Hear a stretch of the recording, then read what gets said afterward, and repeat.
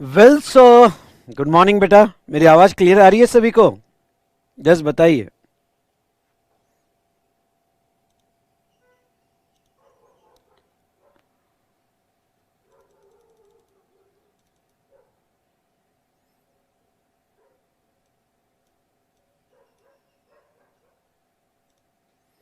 Hello, मेरी आवाज़ clear है बेटा सभी को?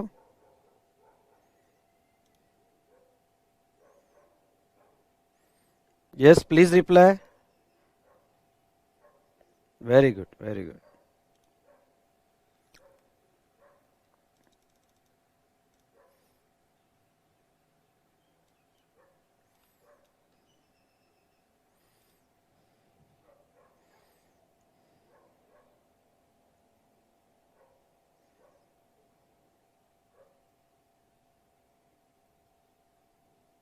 हेलो।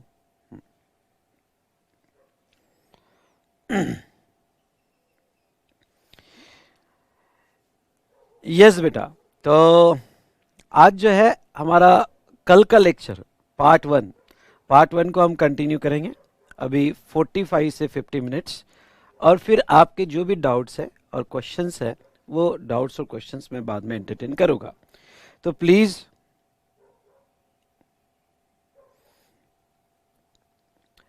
यहाँ पे हम हमारा डिस्कशन स्टार्ट करेंगे। सो यस बेटा, गुड मॉर्निंग। बहुत अच्छी बात, सभी कनेक्ट हो गए हैं। यानी सब सीरियसली रिवीजन करना चाहते हैं और बिल्कुल सीरियसली करो। मैं आपको कहता हूँ कि यहाँ आपकी अगर पढ़ाई हो चुकी है और आपके पास टाइम है, तो रिवीजन ये आपको बहुत हेल्प करेगी। और डेफिनेटली आईडीटी इस सब्जेक्ट में तो आप अबो 80 सोच सकते हो। बहुत से स्टूडेंट्स को लास्ट दो एग्जाम में अबो 80 मिले हैं। तो चलिए हम हमारा रिवीजन स्टार्ट करते हैं। आ जाएगा बेटा, वो कल यहाँ पे कुछ प्रॉब्लम की वजह से नहीं ओपन हो पाया, पर आ जाएगा। रमन, चलो स्टार्ट करें। तो हम कौन से डिस्कशन पे थे? हम थे, चलो डिस्कशन पे आ जाते हैं। हम थे सीटीपी एंड एनआरटीपी पे।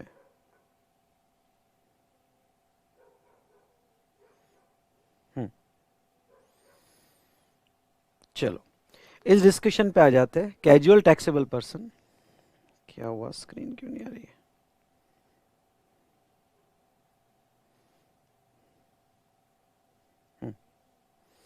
CTP and NRTP. तो यहाँ सभी पॉइंट्स ध्यान से सुन लो। जीएसटी में सीटीपी और एनआरटीपी कंसेप्ट क्यों लाया गया?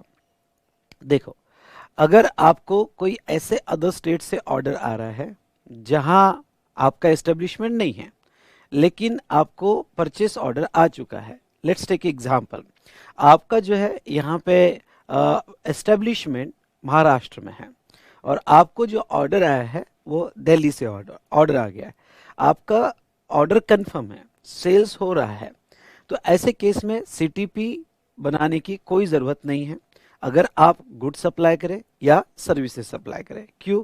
क्योंकि जब आप गुड्स को डिलीवर कर रहे हो, ध्यान से सुनिएगा, जब गुड्स एक स्टेट से दूसरे स्टेट में जा रहा है और ऐसे स्टेट में जा रहा है जहां आपका कोई एस्टेब्लिशमेंट नहीं है, तो वो सिचुएशन में ऑर्डर पहले से कंफर्म है, सेल पहले से कंफर्म है, सप्लाई पहले से है। Supply, sale, transfer, barter, action, lease, rental, disposal etcetera.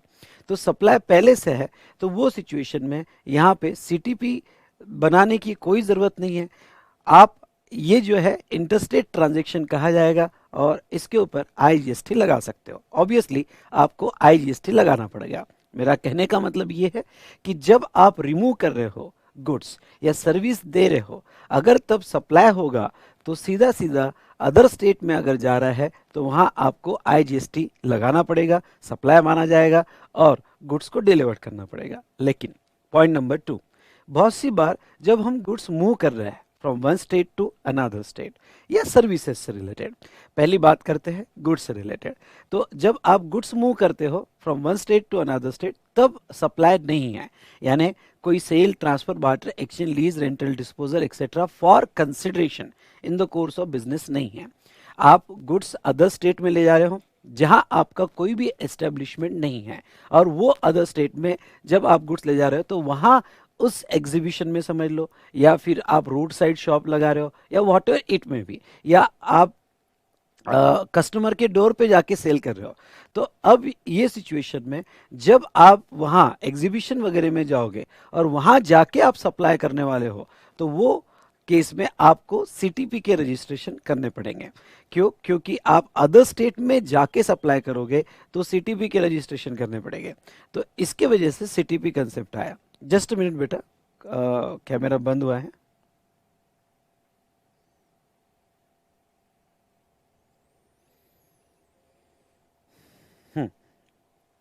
तो ये केस में यहाँ पे सप्लाई जो है, जब आप उस एग्जीबिशन में जाके सेल करोगे उस वक्त सप्लाई माना जाएगा।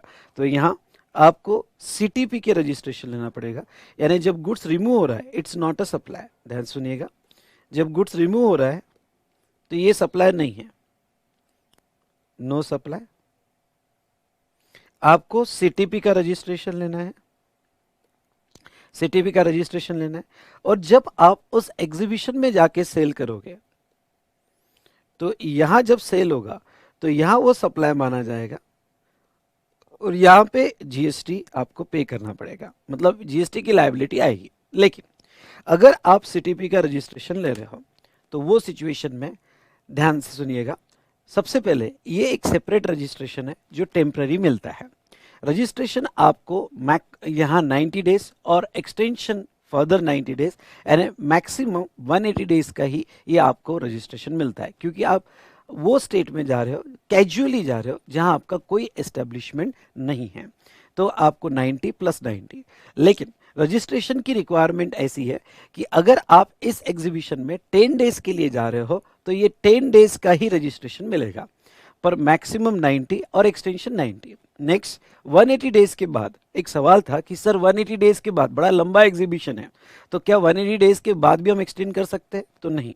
इसका एक सर्कुलर आया था, और सर्कुलर ये था कि अगर आपका ये जो एग्जीबिशन है ये 180 डेज से ज़्यादा चल रहा है तो फिर आपको नॉर्मल रजिस्ट्रेशन के लिए अप्लाई करना पड़ेगा, और जहां एग्जीबिशन है उसका आपको मतलब जो जिसने एग्जीबिशन अरेंज किया उसका एक एनओसी देना पड़ेगा, और इसका डिटेल एड्रेस देना पड़ेगा। 180 डेज से ज़्यादा आपको ये रजिस्ट्रेशन नहीं मिल सकता। तो नेक्स्ट यहाँ सीटीपी रजिस्ट्रेशन है।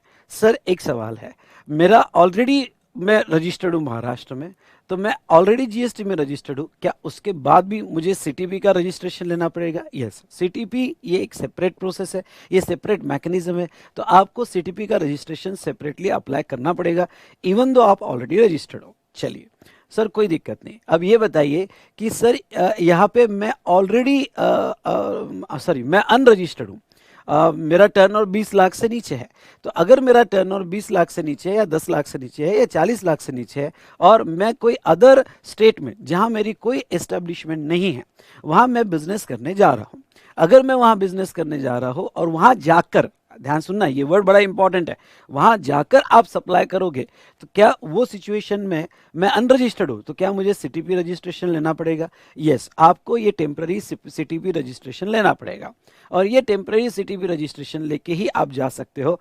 और थ्रेशोल्ड जो है, थ्रेशोल्ड सीटीपी को अप्लीकेबल नहीं है, कंपोजिशन स्कीम सीटीपी को अप्लीकेबल नहीं है, मतलब आप वहां जाके 2 लाख का भी बिजनेस कर रहे होगे तो भी आपको सीटीपी के रजिस्ट्रेशन लेने पड़ते हैं। ठीक है, कंपोजिशन लेवी भी आपका अवेलेबल नहीं है। चलिए सर कोई प्रॉब्लम नहीं, हमें ये समझ गया। सर ये बताइए कि यहाँ पे क्या सीटीपी रजिस्ट्रेशन में हमें टैक्स जब मेरा वहां जाके सेल होगा तब मुझे जीएसटी देना है? एक्चुअली देखा जाए तो जीएसटी के रिटर्न आपको तभी देने जब आप सेल करोगे एक्सेट्रा, लेकिन गवर्नमेंट ने एक सीटीपी में मैकेनिज्म रखा है। सर वो क्या?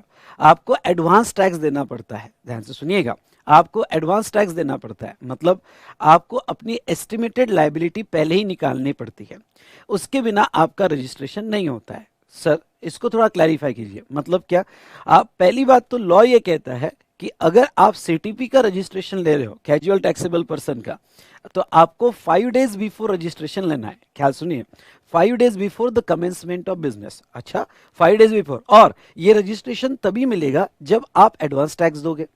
अब एडवांस टैक्स दोगे तो ही रजिस्ट्रेशन मिलेगा। तो ऐसे सिचुएशन में आपको एस्टिमेटेड टर्नओवर पहले ही निकाल लेना पड़ेगा और उस एस्टिमेटेड टर्नओवर पे आपको यहाँ पे एडवांस में टैक्स देना पड़ेगा।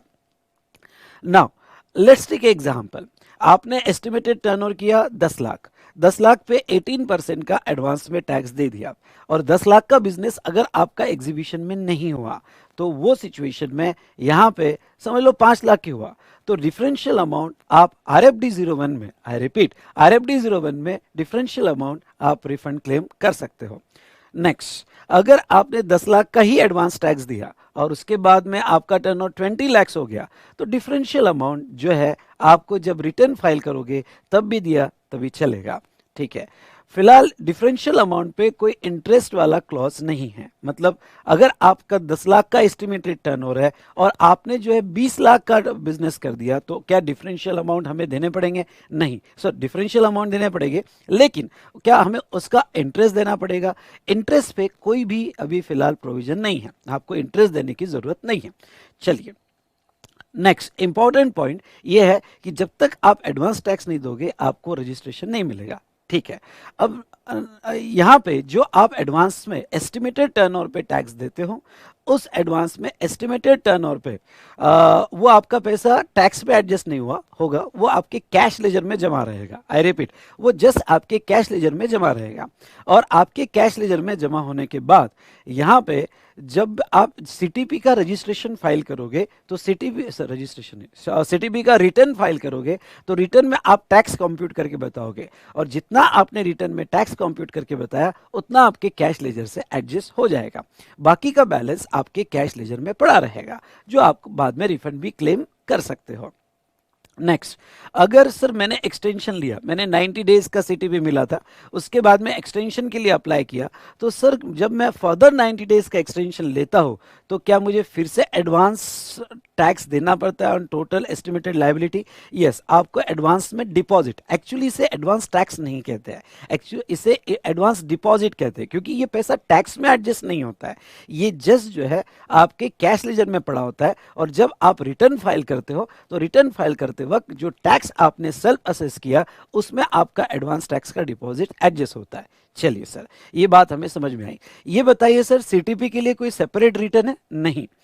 जो जनरल GSTR 1 है एज वेल एज यहाँ पे 3B है, वही आपको फाइल करने पड़ते हैं। मतलब ये हुआ कि यहाँ जो जब तक आपका सीटीपी का रजिस्ट्रेशन है, मतलब 10 डेज, 20 डेज, 30 डेज या 90 डेज तक का, तो जो आपका रजिस्ट्रेशन पीरियड होगा उस दौरान आपके GSTR 1 की जो ड्यू डेट्स आएगी या 3B की जो ड्यू डेट्स आएगी, ये नॉर्मल रिटर्न ही आपको फाइल करने पड़ेंगे। चलो सर, बढ़िया, ये बात भी हमें समझ में आ गई।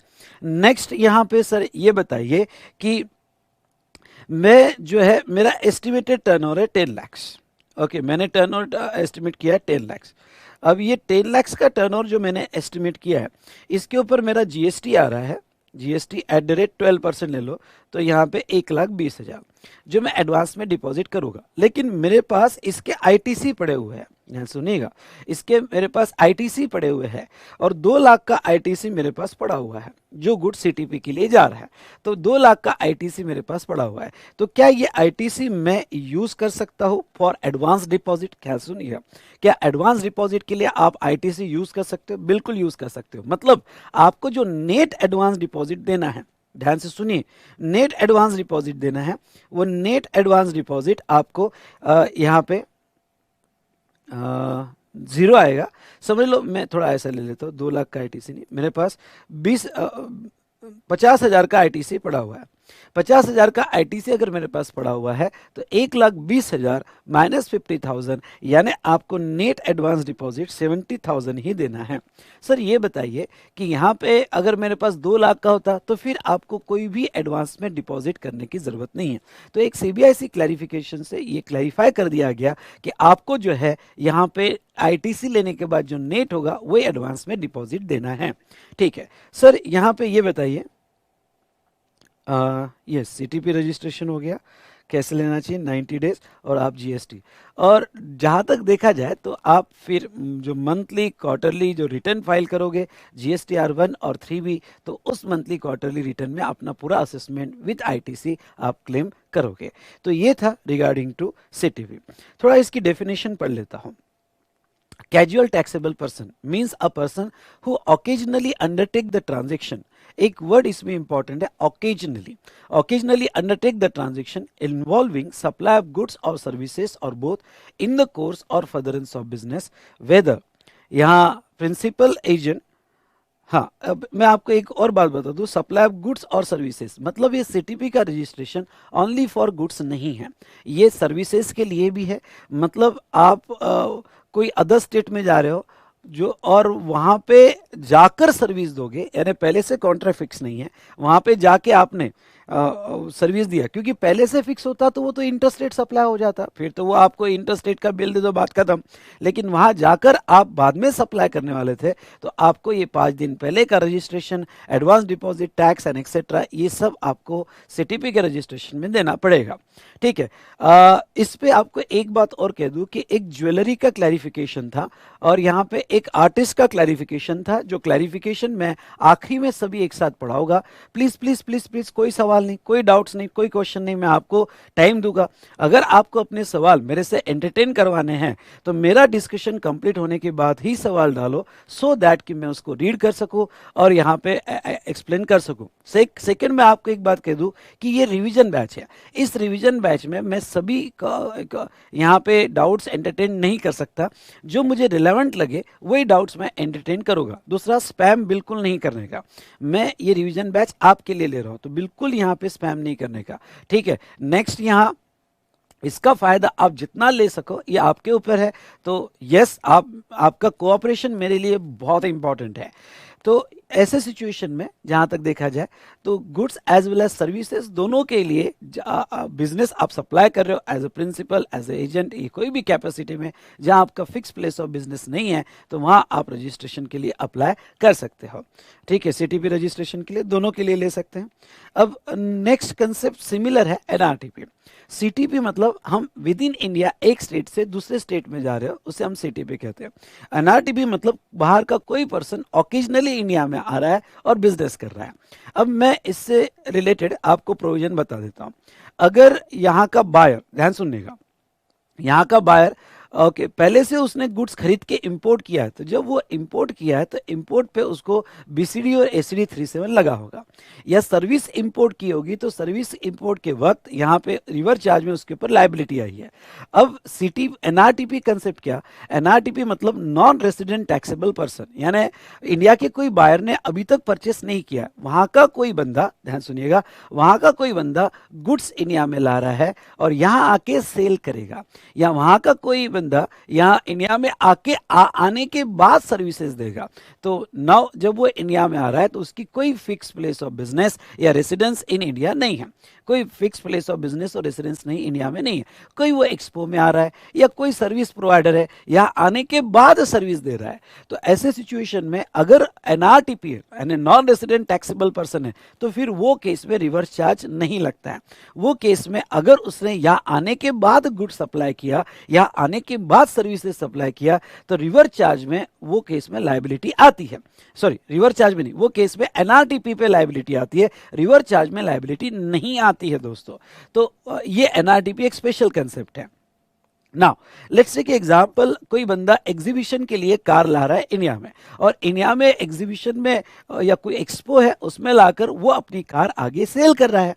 तो ये बंदा जब इंडिया में कार लाएगा तो कस्टम्स के हिसाब से बीसीडी और एसीडी 37 और 39 जो भी होगा तो कस्टम कंप्लायंसेस तो करने पड़ेंगे। एक बार फिर से, बीसीडी एसीडी 37 39 जो भी होगा वो कस्टम कंप्लायंसेस तो करने पड़ेंगे।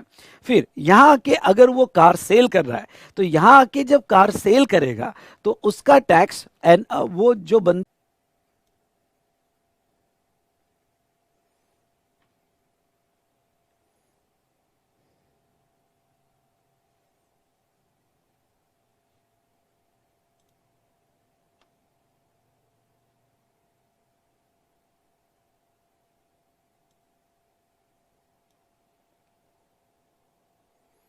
आवाज आ रही है बेटा मेरी क्लियर?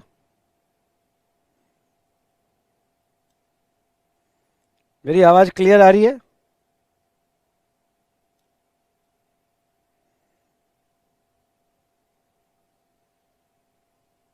चलिए,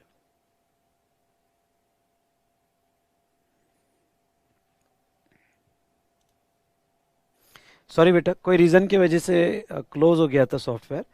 मैं वापस से हम लेते हैं। तो एनआरटीपी, एनआरटीपी बेटा जो है, जो बाहर का बंदा इंडिया में आके सेल कर रहा है तो वो सिचुएशन में या सर्विसेज दे रहा है तो उसे रजिस्ट्रेशन लेना पड़ेगा और उसे टैक्स देना पड़ेगा। Let's take one example. यहाँ पे कोई डॉक्टर है और डॉक्टर जैसा hair transplant service, hair transplant service taxable है, उसको कोई एग्जम्पशन नहीं है। कोई यूएस का डॉक्टर है और वो इंडिया में आया हुआ है। इसमें दो चीजें हो सकती है। अगर वो यूएस का डॉक्टर पहले से ही कॉन्ट्रैक्ट के अंडर में आ रहा है और हेयर ट्रांसप्लांट कर रहा है, सुनिए ध्यान से, यूएस का डॉक्टर पहले से ही कॉन्ट्रैक्ट में आ रहा है और हेयर ट्रांसप्लांट कर रहा है तो कॉन्ट्रैक्ट पहले से ही है। अगर कॉन्ट्रैक्ट पहले से है तो ये इंपोर्ट ऑफ सर्विस माना जाएगा और ये जो है इंपोर्ट ऑफ सर्विस में रिवर्स चार्ज में आईजीएसटी लगेगा। लेकिन अगर वो डॉक्टर यहाँ आ गया और यहाँ आने के बाद वो सर्विस दे रहा है, क्योंकि पहले से कोई फिक्स नहीं, मुझे पता चला कि वो डॉक्टर आया हुआ है तो वो यहाँ आने के बाद सर्विसेज दे रहा है, तो अब रिवर्स चार्ज वाला कंसेप्ट या इंपोर्ट सर्विस वाला कंसेप्ट नहीं आएगा।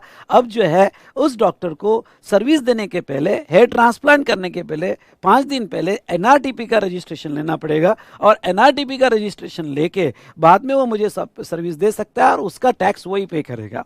तो ये था रिगार्डिंग टू एनआरटीपी। बेटा बाकी सब प्रोविजंस जो है कि आपको 5 दिन पहले रजिस्ट्रेशन लेना है, आपको एस्टिमेटेड लाइबिलिटी पे टैक्स देना है, ये बाकी सब प्रोविजन सीटीपी जैसा है। वैसे सीटीपी और एनआरटीपी में क्या डिफरेंस है? सीटीपी को पूरा आईटीसी मिलता है, एनआरटीपी को पूरा आईटीसी नहीं मिलता है। एनआरटीपी ने अगर गुड्स पे इंपोर्टेड गुड्स पे कोई एसीडी 37 पे किया होगा, ओके, तो एसीडी 37 का ही आईटीसी मिलता है उसको। अगर एनआरटीपी इंडिया में आके जो भी गुड्स और सर्विसेज अपने बिजनेस के लिए खरीद रहा है उसके आईटीसी एनआरटीपी को नहीं है। ओनली ब्लॉक क्रेडिट, अगर आप सेक्शन 17(5) पढ़ते हो तो इंपोर्टेड गुड्स पे जो उसने यहाँ पे जीएसटी दिया हुआ है, एसीडी 37 दिया हुआ है या एसीडी 39 दिया हुआ है, उसके ही आईटीसी उसको मिलते हैं। ठीक है, तो चलिए ये था रिगार्डिंग टू सीटीपी और एनआरटीपी। अब यहाँ पे ये दोनों कंसेप्ट अलग अलग अप्रोच से डिस्कस कर लेते हैं। पहला, रजिस्ट्रेशन।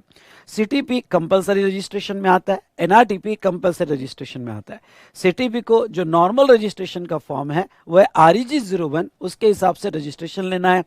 सीटीपी को yes before commencement of the business, यानी 5 days before commencement of business registration लेना है और यहाँ पे पैन बेस्ड रजिस्ट्रेशन मिलता है। एनआरटीपी को रजिस्ट्रेशन REG 09 में लेना है, 5 days before the commencement of business लेना है और इनको पैन बेस नहीं होता है, इनको यहाँ पे पासपोर्ट या अदर डॉक्यूमेंट बेस्ड रजिस्ट्रेशन लेना पड़ता है। तो नेक्स्ट, थ्रेशोल्ड दोनों को अवेलेबल नहीं है। अगर इंडिया में आके 1 रुपए का भी गुड्स और सर्विस सप्लाई करते हो तो इनको जीएसटी लेना पड़ेगा। Next, composition scheme. Composition scheme की अगर हम बात करें तो दोनों को कंपोजिशन स्कीम नहीं है। रिटर्न, सीटीपी को हमारे नॉर्मल रिटर्न है GSTR1 और GSTR3 भी, अभी तो 2 ही है, GSTR1 आउटवर्ड सप्लाई और 3B। और नाउ एनआरटीपी को GSTR5 जो है वो फाइल करना पड़ता है। सीटीपी को एनुअल रिटर्न नहीं है और एनआरटीपी को एनुअल रिटर्न नहीं है, यहाँ पे इंपॉर्टेंट पॉइंट, एनुअल रिटर्न दोनों को नहीं है। नेक्स्ट अगर हम बात करें आईटीसी प्रोविजन की, तो यहाँ पे सीटीपी को पूरे आईटीसी मिलते हैं, तो एनआरटीपी को जो है यहाँ जहाँ तक देखा जाए तो ओनली इंपोर्टेड गुड्स पे जो एसडी 37 पे किया उसका ही आईटीसी है, बाकी उसके ब्लॉक क्रेडिट है। नेक्स्ट अगर हम बात करें तो सीटीपी और NRTP will apply for registration at least 5 days prior to commencement of business. Advance में डिपॉजिट देना पड़ेगा अगर रजिस्ट्रेशन चाहिए तो 90 डेज और एक्सटेंशन फर्दर 90 डेज। अब एक सवाल आपका आ सकता है, कौन सा? सर ये बताइए कि सीटीपी को जो है यहाँ पे वहाँ का टैक्स देना पड़ता है, तो आईटीसी कैसे मिलेंगे? यहाँ पे प्रोसीजर बहुत क्लियर आ चुकी है कि सीटीपी जो है, सीटीपी जब यहाँ टैक्स पे करेगा और अपना रिटर्न फाइल करेगा तो वो टैक्स होगा आईजीएसटी, और आईजीएसटी में आप यहाँ की क्रेडिट ले सकते हो। आपको ये पता है कि आईजीएसटी का रेवेन्यू अल्टीमेटली जो है इस स्टेट को जाने वाला है, तो ये केस में अब यहाँ पे इस पे बहुत क्लैरिटी आ चुकी है प्रोसेस में और वगैरह, कि यहाँ पे जो टैक्स की लायबिलिटी है वो आईजीएसटी फॉर्म में जो दी जाएगी और उसके अगेंस्ट में क्रेडिट भी लिए जाएंगे। चलिए, तो आई होप आपको ये क्लैरिटी आ गई है।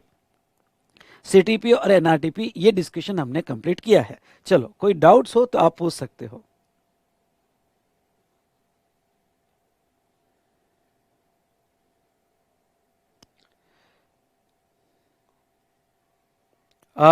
मैंने आंसर दे दिया है बेटा, और कोई डाउट?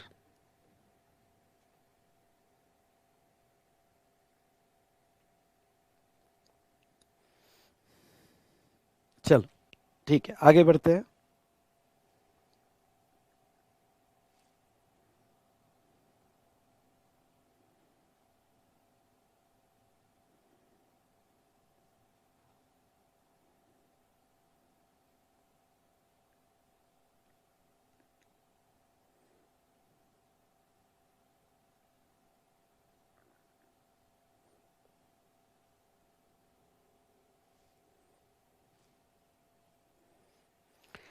चलिए बेटा, अब आते हैं section 7, meaning and scope of supply. ठीक है, सेक्शन 7 सप्लाई का चार्ट याद करना। वैसे ये चार्ट मैं आपको याद दिला दूंगा, लेकिन यहाँ पहले टेक्स्ट पढ़ लेते हैं। Section 7, section 71A, section 71B और सेक्शन 71C, ये तीनों क्लॉजेस में जो एक्टिविटी दी है या जो ट्रांजेक्शन्स दिए है उसे सप्लाई कहा जाता है। Now section 71A what supply includes, तो ये कहता है all form of supply of goods or services such as sale, transfer, barter, exchange, licence, rental, lease or disposal made और agreed to be made for consideration in the course of business. यानी primarily supply होने के लिए ये 4 basic conditions cumulatively fulfil होना चाहिए। Cell transfer वगैरह होना चाहिए, मेड और अग्रीड टू बी मेड होना चाहिए, for consideration in the course or furtherance of business. Clause B अगर देखते हैं तो वो कहता है importation of service whether or not in the course of business. Okay, तो आप अगर सर्विस इंपोर्ट करते हो for consideration, I repeat for consideration, whether or not in the course of business, उसे सप्लाई माना जाएगा। और क्लॉज सी जो है बेटा, क्लॉज सी ये कहता है activity specified in schedule 1 made और agreed to be made without consideration. तो चलिए इस चार्ट को थोड़ा हम डिटेल में देखते हैं। ओके, तो हमने जब रेगुलर क्लास की थी तो रेगुलर क्लास करते वक्त यहाँ पे एक चार्ट बनाया था, आपको याद होगा तो। Yes, section 7(1). ओके, तो सेक्शन 7(1) सप्लाई इंक्लूड्स और सेकंड पार्ट पे सप्लाई एक्सक्लूड्स। ओके, इस चार्ट को अगर हम देखें तो सप्लाई इंक्लूड्स में आपके सामने इस तरह से स्ट्रक्चर आएगा, और सप्लाई एक्सक्लूड में ये साइड में क्या जो यहाँ पे शेड्यूल 3 के हिसाब से कौन सी एक्टिविटी सप्लाई नहीं मानी जाती है, ये डिस्कशन हमने साइड में देखा था। अब व्हाट सप्लाई इंक्लूड्स, अब सप्लाई इंक्लूड्स के बारे में अगर आप बात करते हो तो सेक्शन 7(1)(a) के हिसाब से यहाँ पे सप्लाई इंक्लूड्स में हमने 2 पार्ट किए थे। कौन से 2 पार्ट किए थे? विथ कंसिडरेशन, और यहाँ पे सप्लाई जो है विदाउट कंसिडरेशन जो शेड्यूल 1 में है। तो with consideration and without consideration. अब ये विथ कंसिडरेशन अगर देखा जाए तो इसमें 2 पार्ट थे, 7(1)(a) और 7(1)(b). 7(1)(b) a primary meaning of supply जो आपको मैक्सिमम केस में लेना है। 7(1)(b) special supply in case of import of service, यहाँ पे फॉर कंसिडरेशन। तो सप्लाई फॉर कंसिडरेशन जो है बेसिकली ये बिजनेस टैक्स है, और बिजनेस टैक्स है तो वो सिचुएशन में अगर आपको कंसिडरेशन मिलेगा तो सप्लाई माना जाएगा, अगर आपको कंसिडरेशन नहीं मिलेगा तो सप्लाई नहीं माना जाएगा। तो ऐसे केस में यहाँ पे सबसे पहले तो जो प्राइमरी मीनिंग ऑफ सप्लाई है फॉर कंसिडरेशन वो देख लेते हैं, फिर हम जाएंगे शेड्यूल 1 में सेक्शन 7(1)(c) में, जहां कुछ ही ऐसी एक्टिविटी है कंसिडरेशन नहीं होने के बाद भी सप्लाई माना जाता है। तो सबसे पहले फॉर कंसिडरेशन, अगर आप यहाँ पे सेक्शन 7(1)(a) लो तो सेक्शन 7(1)(a) कहता है, इसके स्टार्टिंग की लाइन है all form of supply of goods or services. सबसे पहले यहाँ डेफिनेशन देख लेते हैं, what do you mean by goods or services. Goods or services की डेफिनेशन अगर आप देखते हो तो गुड्स मतलब any kind of movable property, ध्यान से सुनिएगा, गुड्स मतलब any kind of movable property, और सर्विसेज मतलब एनीथिंग अदर देन गुड्स। अब सबसे पहले यहां आते हैं गुड्स की डेफिनेशन पे। Any kind of movable property excludes money and securities, मतलब आपकी कोई ट्रांजेक्शन अगर मनी में है, पैसा दिया पैसा लिया बैंक से लोन बोरो किया वापस रीपे किया, तो जो मनी के ट्रांजेक्शन है या मनी को एक्सचेंज करके दिया तो वो ट्रांजेक्शन आपके गुड्स में नहीं आएंगे, एज वेल एज वो ट्रांजेक्शन जो है सर्विसेज भी एक्सक्लूड किए हैं। तो गुड्स और सर्विसेज से यहाँ मनी के ट्रांजेक्शन एक्सक्लूड कर दिए गए हैं। एज नेक्स्ट सिक्योरिटीज के ट्रांजेक्शंस भी एक्सक्लूड किए हैं, मतलब अगर कोई यहाँ पे आप debentures, shares, bond and etcetera as per securities contract act, जो भी सिक्योरिटीज होगी अगर उसका सेल परचेस होता है तो ना वो गुड्स में है ना वो सर्विस में है। अगर सिंपल लाइन में कहा जाए तो मनी और सिक्योरिटीज के जो ट्रांजेक्शन्स होंगे उसके ऊपर जीएसटी नहीं आएगा दोस्तों। नाउ अगर गुड्स की हम बात करें तो स्पेशल इंक्लूजन क्या है, स्पेशल इंक्लूजन यहाँ पे एक्शनेबल क्लेम, ध्यान सुनिएगा, special inclusion actionable claim. Generally जब भी हम डेफिनेशन पढ़ते हैं, जैसे example sale of goods act में, सेल ऑफ गुड्स एक्ट में स्पेशली एक्शनेबल क्लेम एक्सक्लूड किया है, लेकिन यहाँ एक्शनेबल क्लेम जो है गुड्स में इंक्लूड किया है। क्यों? अगर आपको याद होगा तो लॉटरी, बेटिंग और गैम्बलिंग इसके टैक्सेस जीएसटी के साथ मर्ज कर दी है, मतलब अगर जीएसटी लगा रहे हो तो लॉटरी, बेटिंग, गैम्बलिंग पे भी जीएसटी लगेगा, उसके साथ मर्ज कर दिया है। तो इसका इम्पैक्ट क्या होगा?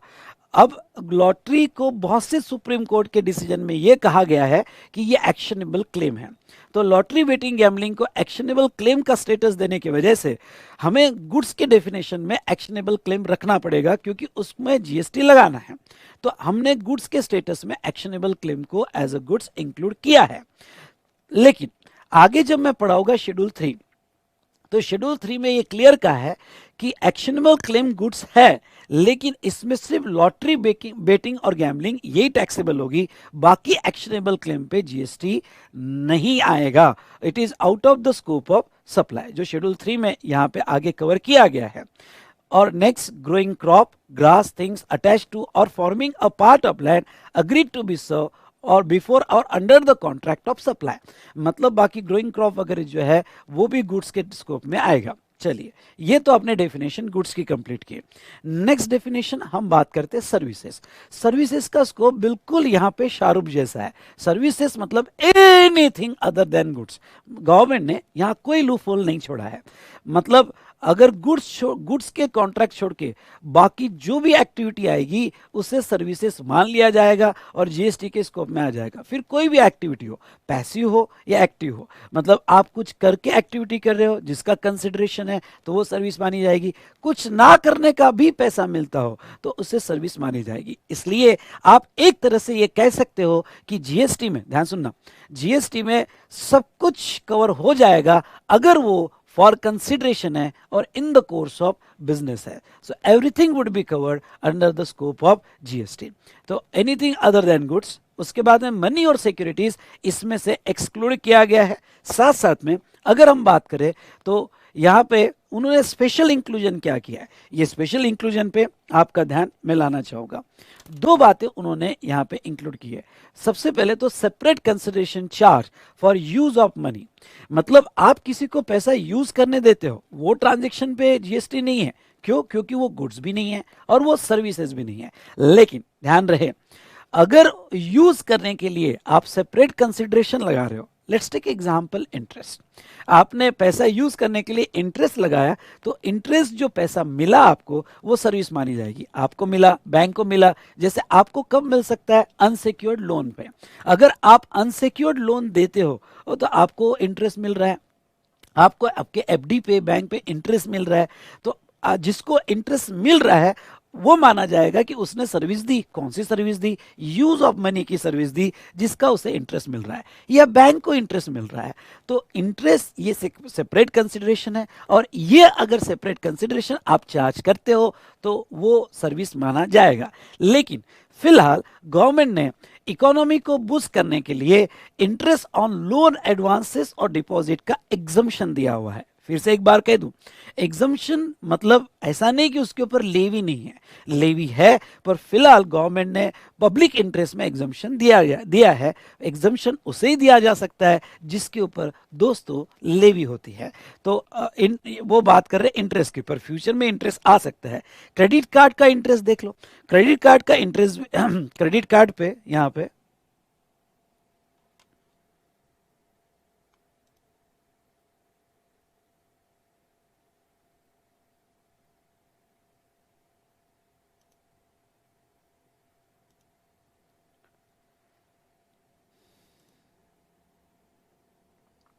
जस्ट मिनट बेटा, कुछ गड़बड़ तो नहीं हो रही ना? हाँ,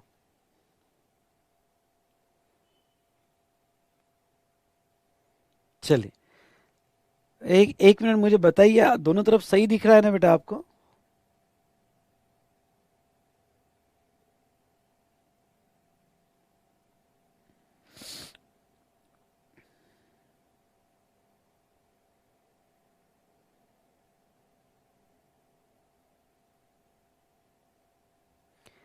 आज ओपन हो जाएंगे पिनल, आज आज हो जाएंगे। Don't spam, please don't spam, आज हो जाएंगे ओपन। पहले ही डाउनलोड करके रख लेना ना बेटा। दोनों तरफ सही दिख रहा है ना? ठीक है, दोनों चैनल पे। चलिए, तो अब हम बात करेंगे यहां जो है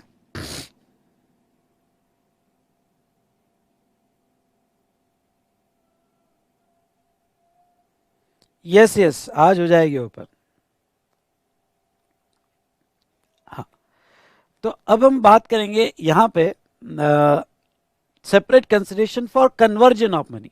अगर मनी कन्वर्ट होता है तो वो सिचुएशन में, हमने इंटरेस्ट की बात कर ली, मनी अगर कन्वर्ट होता है तो वो सिचुएशन में उसका सेपरेट कंसिडरेशन, जैसे मनी चेंजर है, dollar to rupees, rupees to dollar, या फिर बहुत सी बार आप रुपी भी एक्सचेंज करते हो। आपके पास बड़ा नोट है 2000 का और आप एक्सचेंज में 1 रुपये के कॉइन ले रहे हो, तो उसका जो सेपरेट कमीशन चार्ज किया गया, उस सेपरेट कमीशन पे जीएसटी आता है, वो सर्विस मानी जाती है और उसको कोई एग्जम्पशन नहीं है।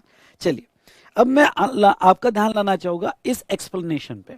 Explanation for removal of doubts, ध्यान से सुनो। For removal of doubts, it is hereby clarified that expression services includes facilitating or arranging the transactions in securities। ठीक है, अब जैसे यहाँ पे सिक्योरिटीज तो एक्सक्लूड कर दी गई, यानी आपने शेयर्स खरीदे, बेचे, बॉन्ड, डिबेंचर्स एक्सेट्रा, उस पे तो जीएसटी नहीं है। लेकिन यहाँ वो ट्रांजेक्शन को अरेंज करने के लिए एक थर्ड पार्टी फैसिलिटीज दे रहे हैं या अरेंजमेंट कर रही है, तो क्या वो जो है यहाँ पे उसका कमीशन या उसके जो चार्जेस या उसका जो प्रीमियम लगता है, क्या उसके ऊपर जीएसटी आएगा? यस। इसका पहला एग्जांपल है शेयर ब्रोकर। शेयर ब्रोकर आपके सिक्योरिटीज के ट्रांजैक्शन को फैसिलिटेट करने के लिए या अरेंज करने के लिए अपना ब्रोकरेज लेता है, तो क्या उस ब्रोकरेज पे जीएसटी आएगा? यस, वो सर्विस मानी जाएगी और उस ब्रोकरेज पे जीएसटी लाया जाएगा। सेकेंड एग्जाम्पल, यहाँ पे शेयर लेंडिंग। शेयर लेंडिंग मतलब आपको याद है इसमें रिवर्स चार्ज भी था, यानी बोरोवर है और बोरोवर यहाँ वो जो एक लेंडर है, शेयर सिक्योरिटी लेंडिंग, और सिक्योरिटीज लेंडिंग में यहाँ जो बोरोर होता है वो प्रीमियम पे करता है यहाँ पे लेंडर को, तो वो प्रीमियम ये टू फैसिलिटेट और arranging the transaction in security माना जाएगा, और उसके ऊपर भी जीएसटी आता है और उसके ऊपर रिवर्स चार्ज में जीएसटी आता है। तो ये था रिगार्डिंग टू, जहां तक देखा जाए, गुड्स और सर्विसेज की डेफिनेशन। नेक्स्ट अगर हम बात करें तो बोथ में क्या कवर किया है, जैसे कुछ ट्रांजेक्शन इंडिविजुअल नहीं होते, कंबाइन होते हैं, जिसे हम यहाँ पे कंपोजिट सप्लाई कहते हैं। लेट्स टेक एग्जांपल, यहाँ वर्क्स कॉन्ट्रैक्ट या कैटरिंग और restaurant country, catering and restaurant services. तो कैटरिंग वर्क्स कॉन्ट्रैक्ट ये गुड्स प्लस सर्विसेज दोनों का होता है, ये कंबाइन होता है, और रेस्टोरेंट कैटरिंग ये भी कंबाइन होता है। तो ये सिचुएशन में यहाँ पे अगर आपके कंबाइन कॉन्ट्रैक्ट है तो वो भी जीएसटी में आएंगे। लेकिन एक बात आपको अभी यहाँ बता दूं, वो कौन सी, बोथ का वैसे कोई ज्यादा रिलेवेंस जीएसटी में नहीं है। क्यों? क्योंकि आपको एनी कॉस्ट, कोई भी ट्रांजेक्शन्स होते हैं, क्यों ना वो कंपोजिट हो, आपको किसी एक में क्लासिफाई करना पड़ता है, आइदर वो सप्लाई ऑफ गुड्स या सप्लाई ऑफ सर्विसेज। क्यों? क्योंकि time of supply, place of supply, exemptions, ऐसे बहुत सारी प्रोविजंस है जीएसटी में जो यहाँ पे ओनली गुड्स पे या सर्विस पे लगती है। तो आपका क्लासिफिकेशन बहुत जरूरी है, और क्लासिफिकेशन जो किया जाता है दोस्तों, क्लासिफिकेशन शेड्यूल 2 जो क्लासिफाई करता है कुछ स्पेसिफिक कॉन्ट्रैक्ट को, जिसमें वर्क्स कॉन्ट्रैक्ट उन्होंने क्लियरली कहा है कि ये सप्लाई ऑफ सर्विसेज कही जाएगी। रेस्टोरेंट कैटरिंग पैरा 6 में क्लियरली कहा है कि ये सप्लाई ऑफ सर्विसेज कही जाएगी, irrespective of the fact that कि उसमें कितना भी गुड्स इन्वॉल्व हो, वो ऑलवेज सप्लाई ऑफ सर्विसेज ही माना जाएगा। चलो बहुत अच्छी बात है। लेकिन बाकी कुछ भी और कॉन्ट्रैक्ट दी है शेड्यूल 2 में, एज वेल एज क्लासिफिकेशन का एक प्रिंसिपल जो सेक्शन 8 में दिया है, कंपोजिट और मिक्स सप्लाई, जो हम आगे देखेंगे। तो ये जो डिस्कशन हुआ हमारा गुड्स और सर्विसेज से रिलेटेड हुआ, ठीक है। यहां पे फिर जो आगे यहां जो प्राइमरी सप्लाई का कंसेप्ट है वो ये है, क्योंकि बिजनेस टैक्स है, तो प्राइमरी सप्लाई का कंसेप्ट है कि all form of supply of goods or services और बोथ। स्टार्टिंग में तो उन्होंने ये कह दिया कि ऑल फॉर्म्स, कोई भी फॉर्म में हो, नाम कुछ भी हो, कैसे भी हो, एक्टिव हो, पैसिव हो, किसी भी फॉर्म में दिया हो तो वो सप्लाई मान लिया जाएगा, अगर ये 4 कंडीशंस फुलफिल होती है। कौन सी 4 कंडीशंस? ओके, पहला, जैसे आपके फॉर्म जो है, कुछ एग्जाम्पल दिए हैं, sale, transfer, barter, exchange, disposal, licence, rental, lease. ये जो फॉर्म है, इस फॉर्म में आपने सप्लाई किया, ये एग्जाम्पल है।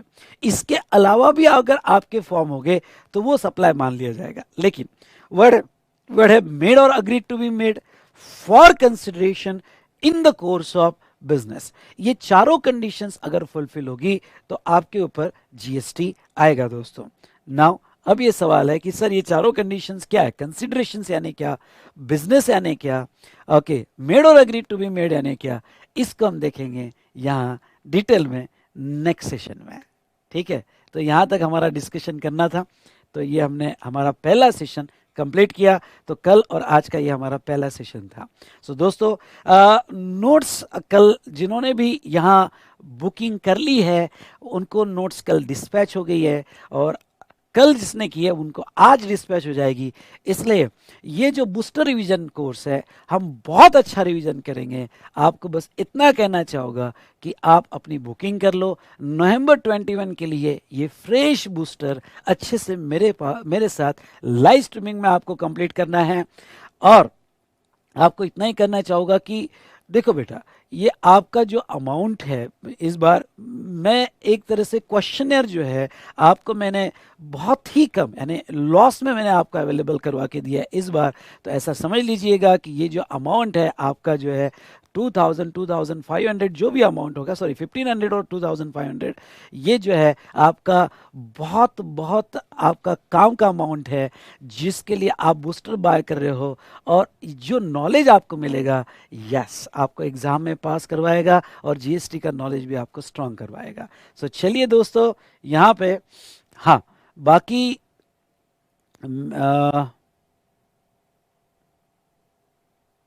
पुराने बूस्टर जो है उसका लिंक आज ओपन हो जाएगा। पहले ही कह देता हूँ, जो पुराने बूस्टर की लिंक थी ये 2 दिन ही ओपन रहेगी, तो आप जो है सब डाउनलोड करके रख देना, या आपको जो भी है, जो पुराने बच्चे देख रहे हैं जिनकी एग्ज़ाम अभी CMA स्टूडेंट है और एग्ज़ाम अभी आने वाली है तो वो देख रहे हैं, तो आप डाउनलोड करके देख लेना। लेकिन मैं कहना चाहूँगा जिसका भी November 21 एग्जामिनेशन है, मेरे साथ, मेरे एनर्जी के साथ, ओके, आप ये बूस्टर बहुत अच्छे से रिवाइज कर सकते हो। रोज सुबह 7 से 10:45 तक हम इसको रिवाइज करेंगे बूस्टर को। ठीक है दोस्तों, चलिए तो आप फटाफट बुक कर लीजिएगा, एंजॉय करेंगे। डन? यस और नो? बेटा नेपाल वालों के लिए अभी तक सॉल्यूशन नहीं आया है कि आप पेमेंट कैसे करोगे। मैं उसका सॉल्यूशन कल तक निकालता हूं, पर आपको ऑप्शन PDF कॉपी वाला ही लेना पड़ेगा।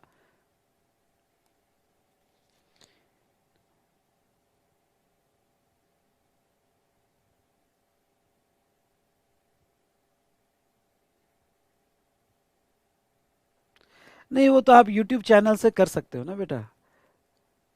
YouTube चैनल जो लिंक ओपन हो जाएगी वहां से डाउनलोड कर लो।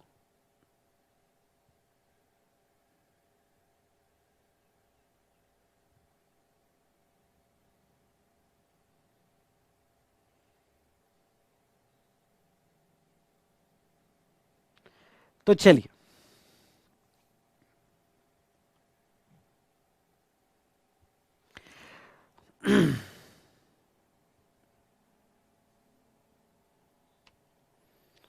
अक्टूबर 21 के लिए तो बेटा मैं CMA के लिए कहूँगा, ये जो अभी करंट बूस्टर बैच है आप लोगे तो यस, ये ज़्यादा बेनिफिशियल रहेगा।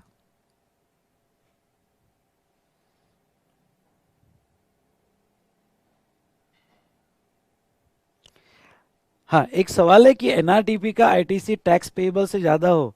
ITC तो सिर्फ उसको NRTP को A337 का ही मिलता है ना बेटा। अगर ज़्यादा हो तो ठीक है, बैलेंस का वो रिफंड, एक्सेस ITC जो है तो एक्सेस ITC का वो रिफंड नहीं क्लेम कर पाएगा, वो क्रेडिट ले सकता है।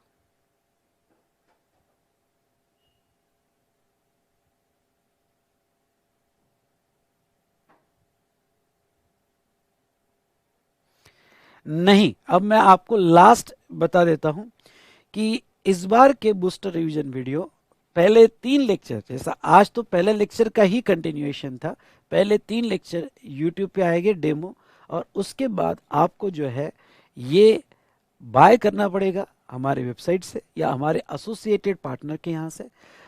इसमें 2 ऑप्शन है, वो सब कुछ डिस्कशन आपको अगर जानना है तो इसके पहले का मेरा जो फर्स्ट वीडियो है वो जरूर देखिएगा, पहले 15 से 20 मिनट, उसमें मैंने बहुत क्लियरली आपको समझा दिया है कि आपको कैसे बाय करना है, इसलिए मैं रिपीट नहीं करूँगा।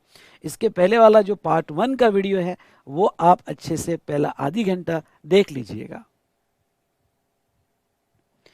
दूसरा, हमारा क्लास टाइमिंग तो यही रहेगा 7 to 10:45। अगर कोई चेंज होता है या किसी दिन छुट्टी आती है, आने की पूरी पॉसिबिलिटीज़ है, ठीक है, छुट्टी आती है तो वो सिचुएशन में आप टेलीग्राम ग्रुप ज्वाइन कीजिएगा। नीचे डिस्क्रिप्शन कॉलम में टेलीग्राम ग्रुप दिया हुआ है, तो उसको आप ज्वाइन कीजिए, तो उसमें सब चीज़ें आपको अपडेट कर दी जाएगी, और कुछ चैप्टर्स की PDF भी मैंने वहाँ शेयर किया है, सो दैट वो PDF की आप प्रिंट आउट निकाल के कल से मेरा क्लास कंटिन्यू कर सकते हो।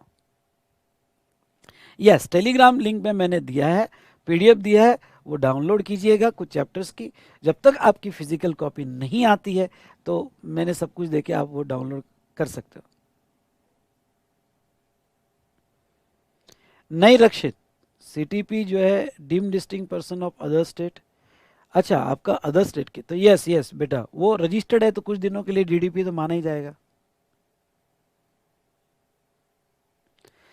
मैं आपको संकेत यही सजेस्ट करूंगा कि ये लेक्चर करो, ज़्यादा बेटर है। डोंट मतलब अमाउंट आप पे कर रहे हो, क्या कर रहे हो, उस ये इतना मत सोचो। आप मेरे साथ लेक्चर कर लोगे तो एक आपके कंप्लीटली अपडेटेड लेक्चर भी हो जाएंगे, और यस, एक नई रिकॉर्डिंग आपके सामने आ जाएगी।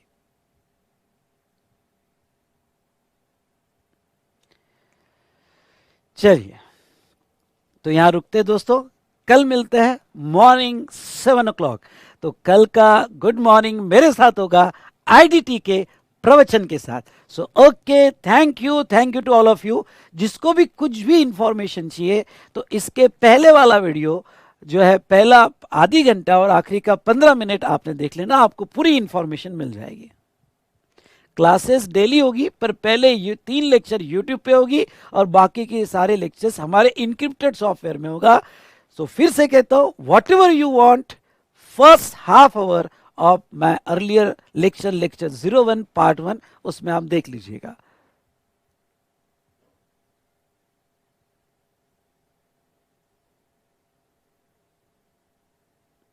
Yes Rakshit, yes stock transfer किया तो वो सिचुएशन में यहां पे आना जाएगा।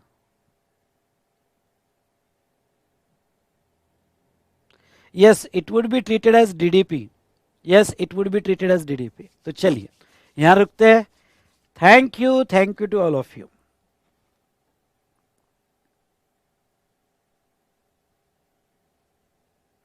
एमसीक्यू बुक की लिंक टेलीग्राम में अपडेट कर दूंगा मैं। आपने नीचे जो टेलीग्राम लिंक है ज्वाइन किया होगा तो मैं बुक अपडेट कर दूंगा।